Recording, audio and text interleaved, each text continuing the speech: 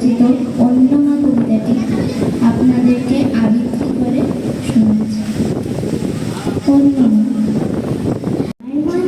তুমি আর কারো মা বলে ভাবছো তোমায় চিনতেন না, জিতলাম না ওই করে, মজা আরো হতো ভারী, দুই জায়গায় থাকতো বাড়ি, আমি থাকতেম এই গায়েতে, তুমি পারের গায়ে।